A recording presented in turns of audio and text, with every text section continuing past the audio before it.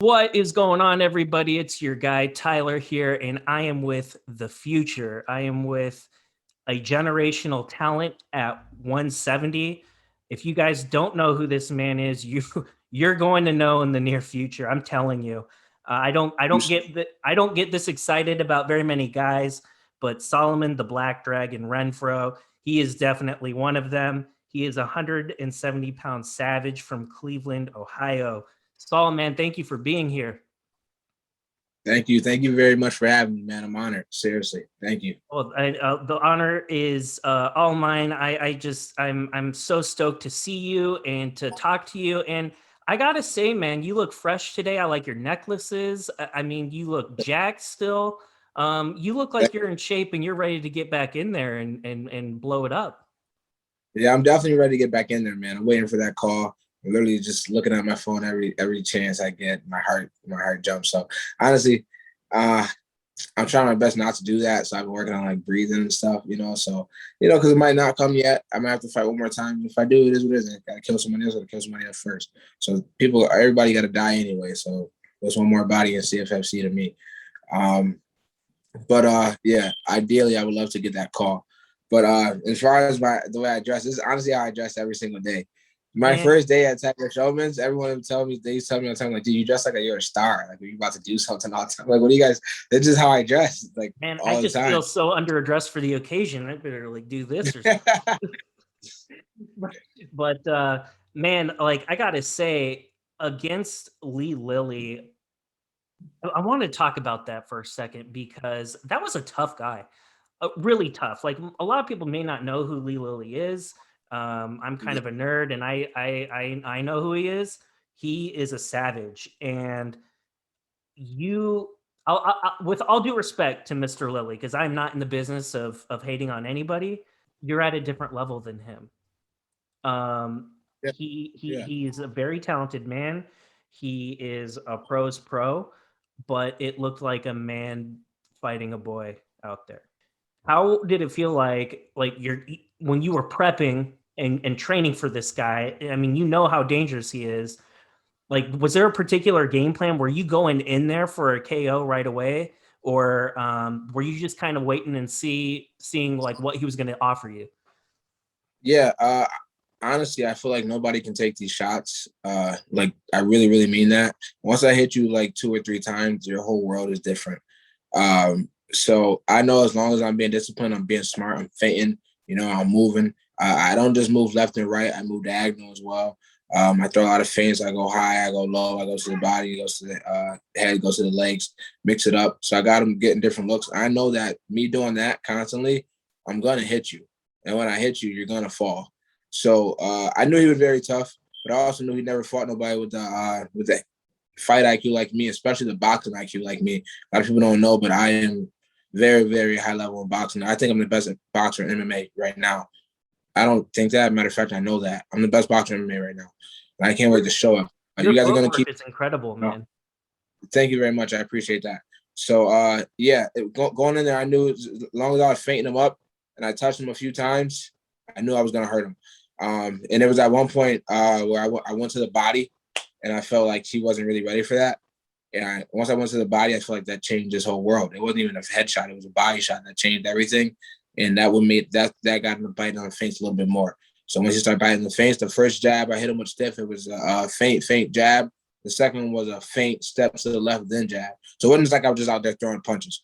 I was setting him up. He's a very, very powerful guy. You can't stand in front of a guy like that, especially someone that likes to throw leg kicks. That's why I was moving left, moving right, turning my foot to the outside because I knew the kicks were coming regardless of what I did. So I just had to be ready for it.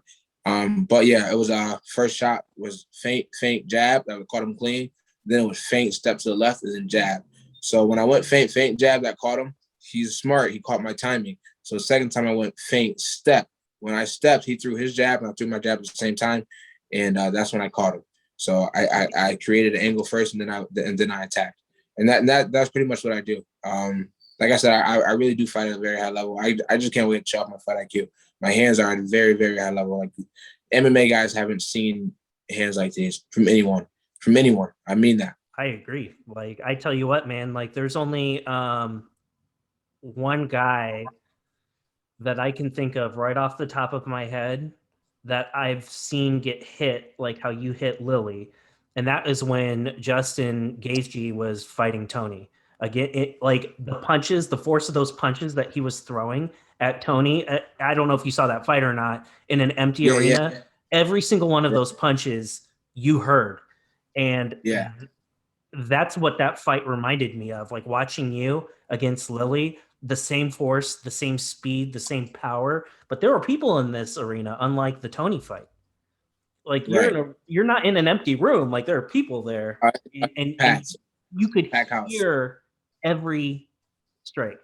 Like your power. I don't think I've seen power like that at 170. I don't think I've seen that before. Thank you. It's more the speed and technique, but that makes the power happen. But yeah, honestly, like I said, leading up to the fight, I knew he was a knockout guy. I knew he was strong. I knew he was tough. But I just believe that I'm greater than great. I really do believe that, and I just knew if I did what I was supposed to do, got my sparring rounds in, I was gonna take him out, and that's what I do. It's just another day for me. And honestly, I do stuff like that every day. To be honest, like seriously, like I do stuff like that every day, especially during sparring. Like, I mean, all the time. It's nothing. So I'm not really surprised by it. And I do that with 16-ounce gloves on, and we got on headgear on top of it. And yeah, so I know with these little things, like I'm like, dude, it only takes me like one or two. Because it only takes me like with big gloves, it takes me like 3, 4, maybe 5, 6. I know a little gloves will take me like one or two, and that's it. So you look like a Greek god, just completely jacked. And so is making 170 hard for you? Because I know you're, I'm not going to say you're a tall guy, but you're not a short guy. You're like 5'11", maybe 6. 5'10", 5'10", Okay. 5'10", So 5'9", 5'10". 5'10", like in the middle now. I just got my ID again, so they gave me like 5'10", but I was like, I thought I was 5'9", so maybe I grew. Um, but yeah, making 70 was hard at first, but now that I'm with the right team, honestly, making weights become easy. Uh, to be honest, I might be able to make 55 at this point. I was But just I'm going to still ask you big. that. I'm still big enough and strong enough to make 70. I spar with big welterweights and middleweights, but I also have speed of a fucking flyweight. So yeah, I think I can make 55 if I really, really wanted to. But I believe I'll get belts in both. Whatever I choose, I'm going to be dominant in either or. No one's going to stop me. Like, They're the no one's best going to two stop weight classes. I think 70 and 55 are the best two weight classes. I think anyone who would tell you otherwise just isn't paying me. attention. Yeah, So I think so too. it would just depend And on if the fight's there or not. If for the right guy, 55, yeah, as long as it doesn't take away your power, but I don't think it would. no, but the only thing is I haven't seen 55 since I was like 12 years old. Yeah. Um, And I so would imagine that's you're probably like 2 normally or right around there. yeah, close, Yeah, I would close. imagine. If not training for sure. Yeah, Yeah. I get up. But honestly, lately I've been active all the time, so I've been walking around like 193, 195, somewhere between there on average. And I'm in great shape and feel fast and loose there. Um, and so the cut to 170 is pretty easy. If I like really really tighten the diet, I feel like I can walk around, you know, around 182 at the lowest. But I don't really need to do that right now fighting at 170. You know what I mean? But if I'm fighting at 55, I believe I could do it. I know I could do it, and then I'll go out there and dominate. You I know could. I will. I think for 170 though, you're already a big 170 guy. I mean, for 5'10" and with like your stature and size, like I know Yeah, there's some big dudes in 170. I know that, but like you would probably yeah. be the bigger These one. guys, yeah, these guys don't hit like me. They don't move like me. They don't understand timing and feints and distance the way I do. They don't stand a fucking chance. They're pretty much already dead. I hit like a super heavyweight, and I'm fast like a fucking flyweight or bantamweight. Um, and I think like a musician and a writer in there. You know, it's like poetry, and I love it. I love it. You know, one thing I like about you that you haven't said yet, and I talked about this. I did a breakdown video of you. If you guys have not seen that, Saul posted it. I posted it. Correct yourself. See it before CFFC takes it down. That'll be a complaint for another day. But like one of the things that stood out to me, apart from the obvious, your patience. You're very patient. A lot of guys with that know they're strong, that want to be brawlers, they'll just charge in and it gets them in trouble. You didn't do that. You were very calculated. You waited for your chance. I liked how you backed up to make sure that your range and your distance was right. Because there was a brief part of time where you like backed up, and it's not like you were running away. I think it was just, at least what it looked like to me is you were just trying to get your distance right. And I Exactly. really like Yeah. that about that. I like that about you. I like your footwork and I like your patience. Is that something that, as you've grown in your career, I can't imagine you've ever fought a guy stronger than you. Was that something that you had to like intentionally work on? Yeah, for sure. Because I've always had great shots, especially great boxing, but sometimes I would come in, I would crash, and I would stuff my shots. And so I worked on a lot the past 2 training camps, especially, which I'm going to continue working on in the future, is still coming in with that same ferociousness, but having the right distance, not stuffing my shots. Because I would hit guys and they would hurt, but I would be just a little bit too short to get the full extension. And then you're most powerful at the end of your shot, not in the middle. You're more powerful when you're all the way extended. So to get that last little rotation on the wrist snap, and yeah, I just been working on that. And honestly, it's been showing amazingly. It really has been showing. I think one thing from, I heard you say earlier when touching the Mike Malott fight, one thing from that fight is I kind of was stuffing, kind of was rushing a little bit. And that's why, I got the result that I got. But I feel like any other day, any other time I fight him, 99.9% of the time I knock him out in the first round. Easy money. And if we get to fight again, I'm going to knock him out in the first round. Easy money. So, yeah. What is it like? So obviously, I know you train with Shane, and he's in the show already, and you're at a point in your career where it's like you could get a phone call right now, or it could happen a couple weeks from now. Obviously, there are some good and bad things about moving up, um, Right. right? And you're kind of at a point, I think, where there's probably going to be a lot of people who call you probably right around the same time. So my question would be like, I know you've talked about the UFC, but would you consider going into Bellator or PFL? Um, the UFC is number one. They're the number one promotion there is. So I want to say I'm the best fighter in the world, and I believe that right now, the best fighter in the world fighting the UFC. And I also feel like the upside to the financial gain is the biggest in the UFC. Mm-hmm. In the short run, I feel like PFL and Bellator Right. have a great financial gain, but in the long run, I feel like the UFC is bigger. That being said, if the UFC really, for some reason, did not call me, which I can't see why, but they did not call me. They didn't want me. I'm not opposed to going anywhere else to show my talent there and taking that promotion, making them bigger than their competition. Oh, you're gonna get called, man. Like, But as we all know, UFC is number one, and who doesn't want to be in a fucking video game, bro? I'm trying to be in the video game, playing myself, knock everybody out, and also, go to UFC, do it in real life, knock everybody out, and just make the legacy be grand the way I want it to be. absolutely. So I think there's an obvious question that I'll have to ask, and it would be this. So obviously, let's pretend I was a fighter for a split second here. I haven't been 170 pounds in God knows how long. I need to work on that shit. Anywho, I've been getting fat because of that Rona, man. I need to freaking get my ass out there so I can start looking like you. But and check out Tiger Showman's. We got online classes. yeah. So obviously, if I were an unfortunate soul that had to fight you, I'm not standing with you. I'm going to try to take you down. Can you talk a little bit about your ground game, right? Because I would imagine that's probably the game plan for most guys that want to fight you. They want to take you down to the ground. It's just too dangerous. I look forward to the day that someone actually keeps trying that. For one, they're not even going to my hips to take me down. And for this is how I think of it. You got to get past, for one, my aura. Then you got to get past my hands, my feet, my elbows, my knees. Then you have to get past my movement, my footwork, my feints. Then after that, you have to get to my hips. Then you have to get to my legs.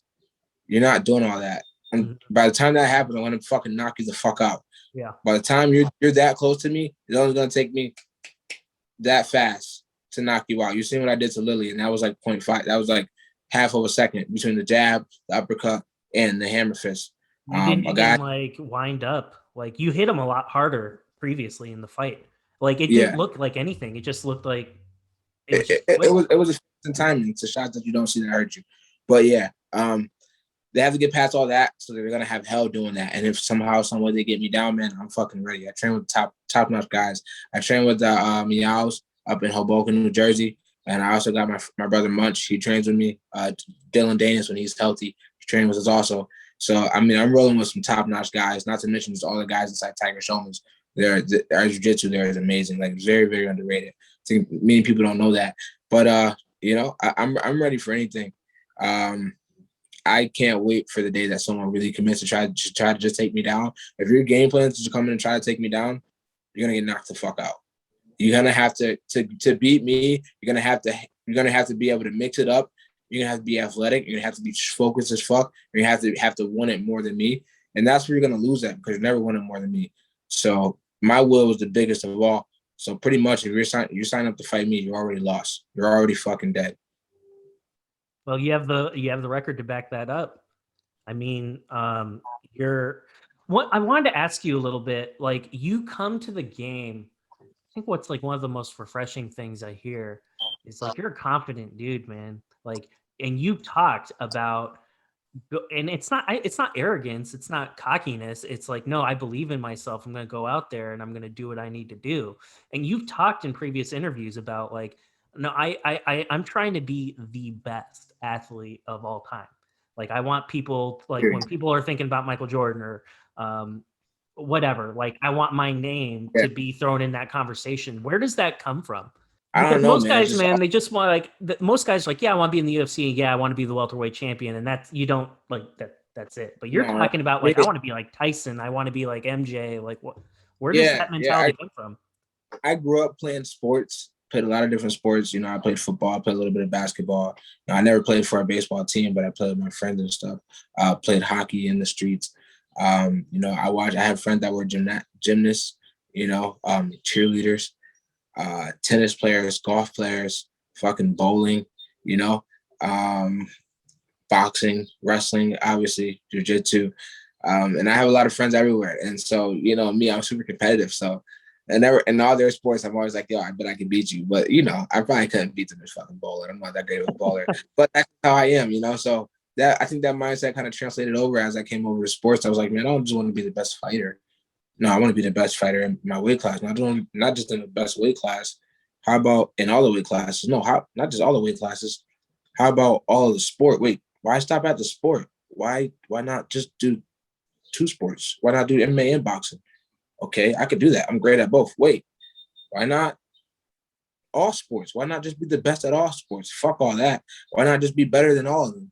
Why not just be the goat of the goats? Why not? Who else is trying to do it? If no one else is trying to do it, why don't I try to do it? Not only I try, I'll just do it. How do I do it? I look up people that are successful. I see their game plan. I see what they did. They had a game plan. They executed. They focused. They stay disciplined. That's exactly what I'm doing. You hear stories all the time about people that said they had the game plan and they just believed and they worked hard and they fucking made it happen. I mean, look at the head guy in our sport right now, Conor McGregor. And I feel like I whoop his little ass. Seriously, all respect to him. No, but I feel like I beat the shit out of him. Anybody who want to say like Jay-Z, he comes from nothing. Now look at him. Look where he's at now. Who else, man? Michael Phelps, been doing it since he was a kid. Always dreamed of freaking being a great swimmer. Now look at him. You know, it's like everything is possible. You just have to open your mind to it. And if you open your mind to it, you can do it. Bill Gates, look at Jeff Bezos. You know, where did they come from? Like, It's look what about, they have started in their mind. So if you can see it here, right, and you freaking believe it, then it can happen. So I believe it's gonna happen. I know it's gonna happen because I'm not gonna let myself not make it happen. So that's it. That's my mindset. So some people get mad at it because they don't dare to dream that big. But for me, it's like dare to dream or die. Because if I'm living a regular life, just working, like I used to work some construction jobs. I used to work at freaking a hot dog place. I hated my days every day. I'm like, this freaking sucks. That's shitty, you know? So me going forward, putting all on the line, getting that adrenaline rush that you don't get anywhere else in the octagon, and you know, saying it, and then going out there and doing it. There's nothing else like that. Few people in the world ever get to experience that. And the ones that do get to experience it become the GOATs. The ones that talked and back it up, Ali, Jordan, Kobe, Serena, Tiger Woods, they called their shots and they backed them up. Those are all the GOATs. So I'm doing the same exact thing, and I'm working harder, I believe. So that's there are why people that talk about doing things, and then there are people that actually do them. And I have some of obviously I'm not an athlete, but some of those same things that you're talking about, I've tried to apply in my own life. And I started this show not that long ago. 90 days I've been in this, and I'm talking to you. I've talked to Lionheart Smith. I've talked to the top right. people in the sport, but I've also talked to amateurs, and I talked to people on the regional scene, because this isn't about me. I didn't do this for me. This isn't about my ego. This is about me trying to give back to the people that bring me joy. I love watching fights, and you guys put your body and soul on the line for entertainment, for my entertainment. And I appreciate that, man. I do. So it's something that I take this stuff very seriously. I prep, I work harder. There are a million other people that have shows, but no one's going to outwork me, man. And nobody is going to, nobody has their eyes set as high as I do. I know that. And I look at other guys that have shows, and I'm just like, man, that's trash. I could do a better job. So I'm out here. I just started, and in 90 days, I've accomplished more than I ever thought I would. And people are just asking me, like, Tyler, what's your secret? What are you doing? I'm just like, man, I'm fucking working hard. That's it. Yeah, That's it, man. That's that's all I'm it. doing. Working and always believing in myself, even when it looks shit, even looks like it's going to shit and I don't have, enough money to do this or that. I just believe and keep believing. It's going to happen. And I'm going to be the biggest paid, highest pay-per-view UFC star there ever was, ever has been, ever will be. Yep. Watch. And I'll be Joe Rogan, man. And you'll be on, I'll be the new Rogan. You'll get the strap. I'll be the new Rogan. I'm like Wish Rogan right now, but that's okay. You'll get the strap, and then you'll get on my show, and that's the way things are going to be. But it's about having that right mentality. You don't have to be an athlete. I'm not an athlete. It's just a matter of envisioning it here and having the balls to freaking execute and do something, because you know what? The first time you do anything, it's fucking garbage, but you just have to humble yourself and keep trying. I mean, people aren't going to be Saul Renfro overnight. You had to start from somewhere, and you had to humble yourself, man, and get your ass whipped a few times. That's just the way it is. Straight out the mud. Anybody that knows me and has followed my journey since I was an amateur, they know I got this straight out the mud, man. I come from the lowest of the low. I come from the trenches, so me doing this is huge. It's huge. A lot of my friends and people that come from where I come from are dead already or in jail. They're never gonna do anything like this. Never even seen past, their 18th birthday, 21st birthday. So for me to be doing this, when statistically I should be already dead, that's already amazing in itself. And I just can't wait to show the world and show kids where I come from and people all over the place. If you really have a dream, you fucking put your mind to it, you can do it. Doesn't matter where you come from. Doesn't matter your race. Doesn't matter your money, your situation. Doesn't matter. Just shut up and fucking do it. It's gonna be hard, but nothing worth having comes easy. Yes, so sir. I know that. And I'm ready to take everything that I deserve. Not just ready for it. I'm ready to go take it.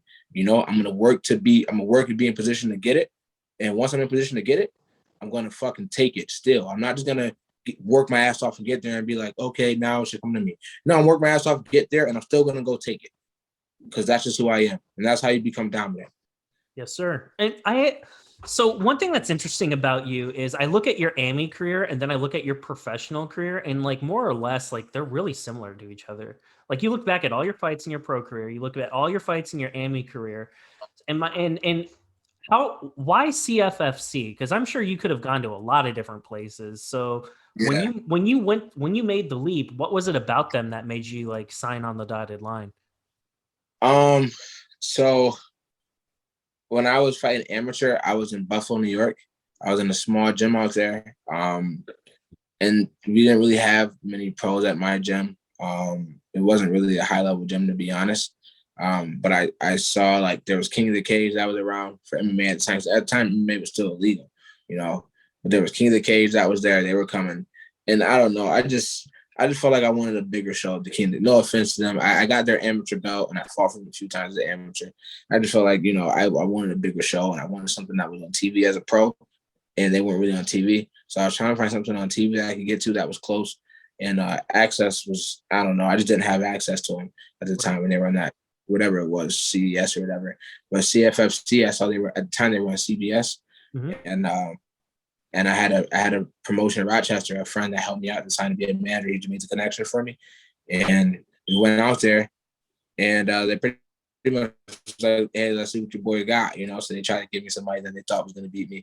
So I went in there, you know, confident as fuck, and took care of business, whooped his ass. And once I got there though, and I saw the way they treat the fighters, it was in Atlantic City. I drove from Buffalo, 6-hour drive, just me and my freaking friends in my corner, right? It's in Atlantic City. But the hotel was beautiful. They take care of the fighter very well. I had a beautiful view. The venue was great. The show was way bigger than, you know, what I had ever fought on before. Besides, I fought on one show in Detroit that was pretty big, but it was an amateur show. But as a pro, you know, it was way bigger than everything I fought on before. There were other pros there. You know, Paul Felder was there. He did my first interview. The Irish Dragon interviewed the Black Dragon, my first pro fight interview. So that was dope. So it was like that whole experience that they created for me. I just craved it. And it felt like it was like the actual UFC. The way they did the weigh-ins, they just mimicked everything like the UFC. So I felt like that was a perfect promotion to be in because I know that their brand were just like the UFC. We're getting ready for the UFC. That was their whole spiel. A lot of other promotions were just come fight, come fight, come fight. CFFC was, hey, listen, do this. You're gonna go to the UFC. We're getting prepared for how things are run in the UFC. That really attracted me because I was like, okay, this is good practice. And I was like, I wish I could fight in Buffalo sometimes, but who's ever gonna fight at home? You know, I'm never gonna fight at home. I'm always gonna be traveling. So I was like, might as well get used to it. And I was always the away guy. I was like, whatever, might as well get used to it now. You know, and I felt like my opponents were always at bigger gyms. At the time, I was at a small gym. So I was like, whatever, might as well get used to it now. You know, and I was still out there winning. So now that I'm at Tiger Showman's, man, I have everything that I need, everything I was missing before. I'm like, dude, I am unstoppable. I didn't even know the stuff that I didn't know, you know, until I came here. Like Shane and Lyman showed me so much of Jimmy. Like I'd be like, yo, don't you do it like this? They'd be like, yo, chill out, bro. I got you. Like, right. They're just showing me all of those. So it's amazing. Honestly, dude, I truly feel unstoppable right now. Really. That's fantastic. And so tell me a little bit about Shane. Like obviously we all know he's a beast, but take me into the gym. Like what are some of the things that he's helped you with? Has he like shown you like technique stuff or is it like this or is it a little bit of both? It's a little bit of both. It's Mhm. you know, for the fight game goes, mental as well as technique, and then it's also cardio. You Right. know, he has amazing cardio. He has a gym down in Monroe, New York, that I train at called Believe Elite Fitness, and I always knew Shane was like notorious for how great his cardio was. And you know, this dude, man, that gym is expensive that he trains at. Dude, he just let me come in. He just brought me in. It's like he just took me under his wing. Little brother was like, bro, you come train. Long as you train hard, you come free. You know. And I'm like, dude, that's such a blessing.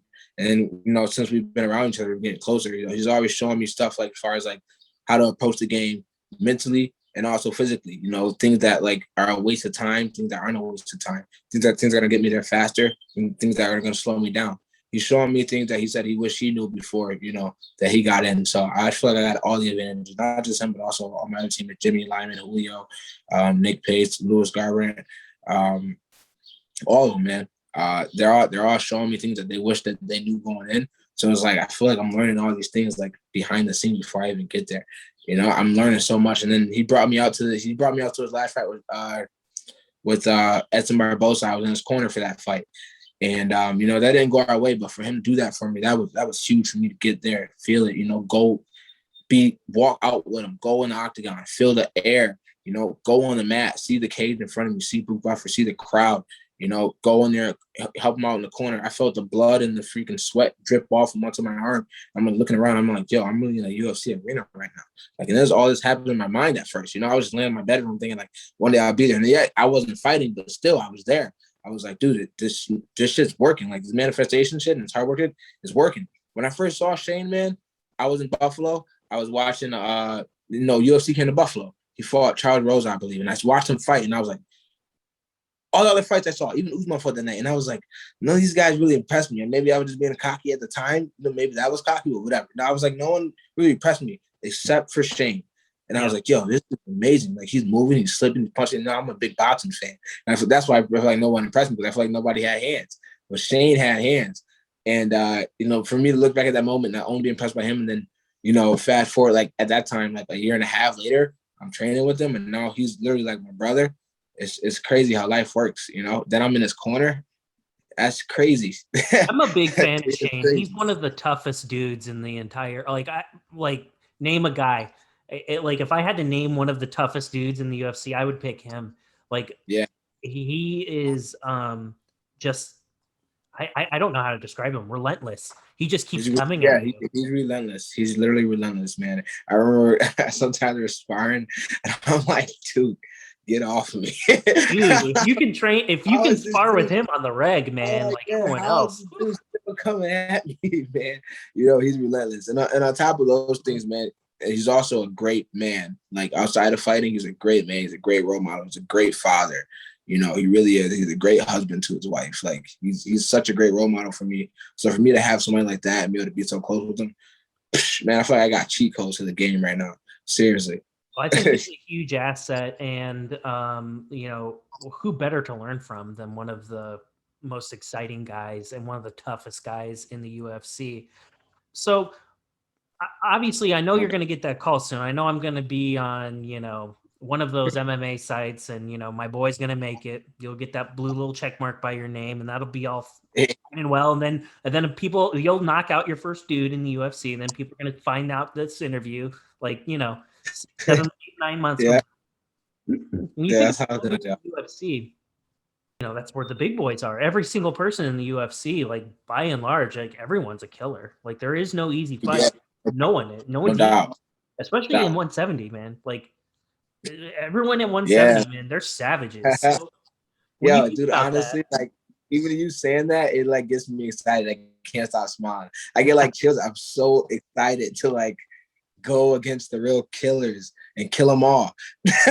I can't wait. I just dream about it all the time. I can't wait either.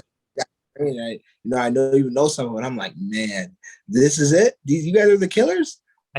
Fuck this, dude! I cannot wait. No, not easy. It's gonna be hard work, but at the same time, I cannot wait to get there, man. So like even you saying that, to me visualizing being, stepping up to the real jungle is what I call it, and taking over, beating on my chest like I'm fucking King Kong, like I will. Dude, it excites me. That shit literally gets my fucking dick hard. Dude, hey man, I'll be stimulated right with you when you make it, man, because I've been talking about you for a while, man. I've been like, I'm telling you guys, like this guy is the future. I really mean that. Like man, like you're a tough guy to like. I really thought long and hard, like who does he remind me of? And it was really I still sit back and I'm just like I don't know if I can pick a guy. It's just he's just really really different. I guess if there's one thing that's kind of close, but even still, there's a couple things that make you different. A calculated version of like a more sober version of maybe Robbie Lawler. Yeah, no doubt about it. And I'm definitely much cleaner with the hands, man. I'm telling you, like the world hasn't seen they haven't seen boxing like I'm about to bring to the sport. They really haven't.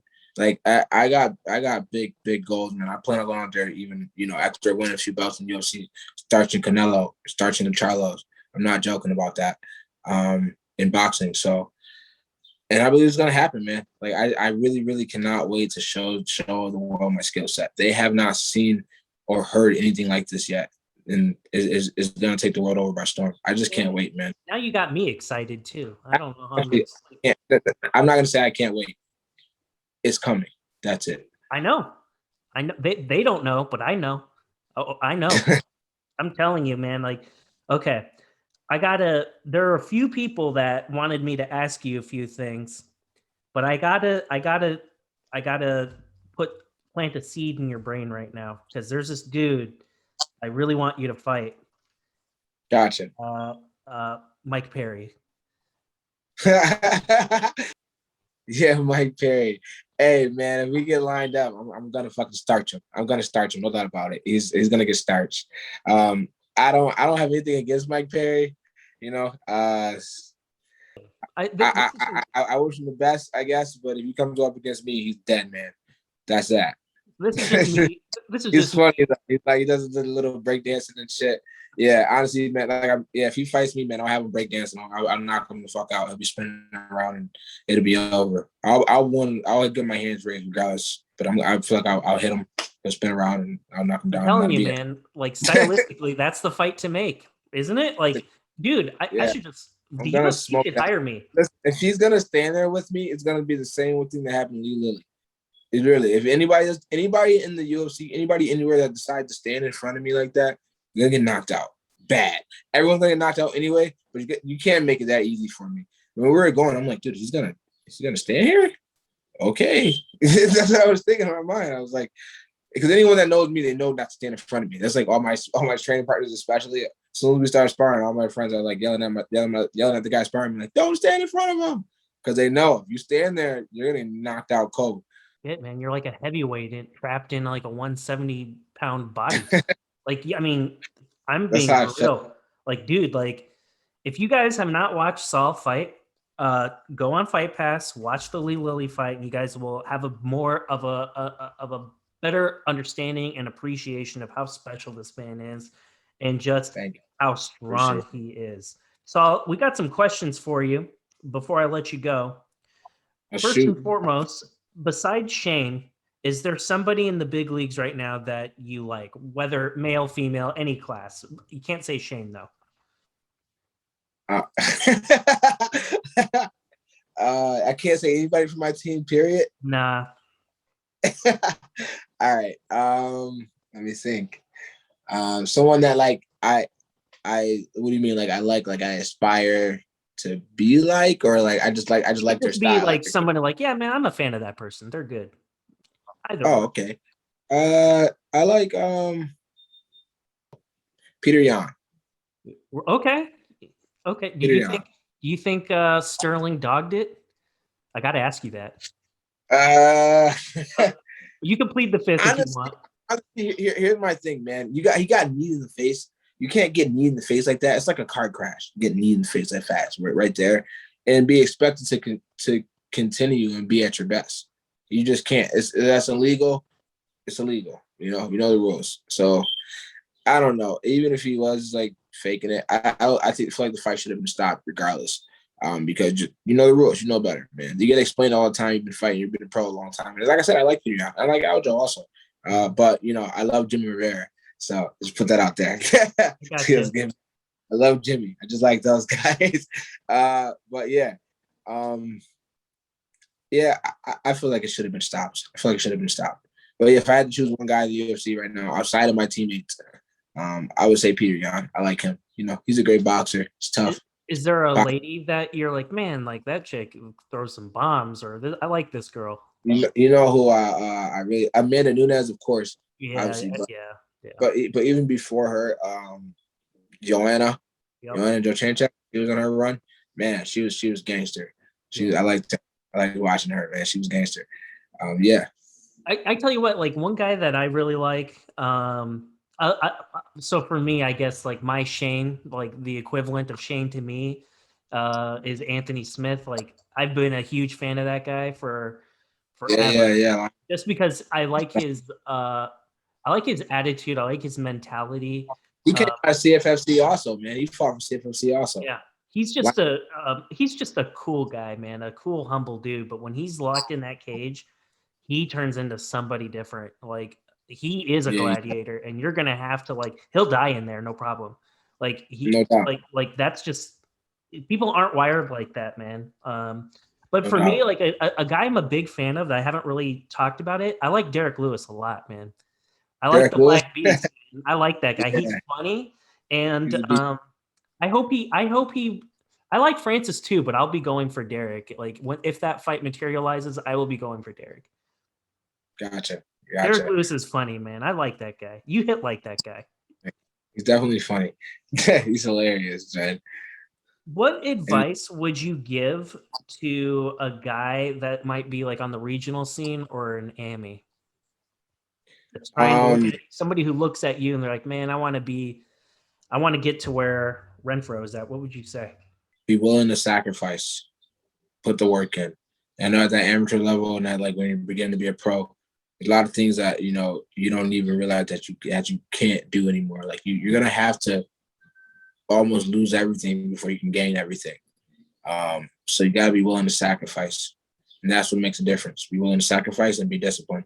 If you want to get better, if you want to, take this sport serious, sacrifice. We have to suffer. The person who suffers the most is usually the one that wins the fight. Yeah. So wise words. I had a one last question for you, and this is a good one. It might be kind of a hard one for you to answer, but to paraphrase, he asked, "How have you evolved from your last two bouts? Like when you look back at your last two, like how have you grown? Are there a couple things about your game? Like why are you more of a savage today after these two last fights that you had?" I was already confident and I already believed I had great power, but now I'm starting to see it all coming to fruition more and more. I'm just going to be more and more confident. And there's one thing that's super dangerous as a very confident man. So the more confident I get, the more dangerous I am. And I'm also happier these days, doing a lot of self-love. You stay happy, you stay dangerous. So every day, I improve on that. I improve on my self-confidence. I improve on working on my self-worth, mentally, physically, emotionally. And that's making me very, very dangerous, man. I know I'm great. I know I'm a gorgeous man. I know I'm a phenomenal athlete. I know I'm in great shape.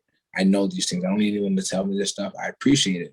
I don't need them to tell me because I know for myself, and I feel like that's self-love. Understanding that you don't need anyone else to validate things for you, but it's nice when they do. But I don't need anyone else to clap for me and say, "Good job, Solomon. Keep going, Solomon. Keep going. You got it." No, I'm gonna do it for myself. I'm doing it for me.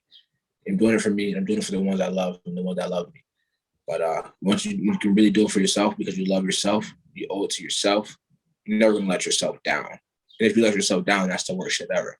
So you don't want to live with that. That's fantastic, man. Well, hey, man, I love you, man. I love you, man. And you're going to freaking aspire. You're going to go and you're going to do great things. Before I let you go, I wanted to give you the opportunity. Is there anything that you got going on? Are there any shout outs? Or do you have any fresh gear that's out there that people can buy or anything like Yeah, that? I actually got some t-shirts that just dropped on MMA Company. So you can go on that website, MMAT company.com, and you can just look for me, Solomon Renfro, and I got some cool t-shirts that just dropped on there. You guys want to buy? Got a few colors also, so check those out. Shout out to all my sponsors that run my banner. Shout out to Believe Elite, F Pro PT, Tiger Showman's, CFFC. Shout out to the UFC, Sean Shelby, Dana White, Nick Maynard, all you guys. Shout out to my management right now.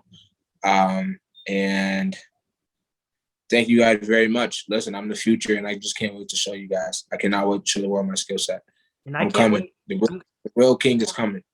Yes, he is. And I can't wait to cop a shirt. I will definitely go on there and I will buy one. Make sure that you guys are following my guy at Infamous One King. It's all one word. Please make sure to do that. He'd appreciate the love, and people need to know about him.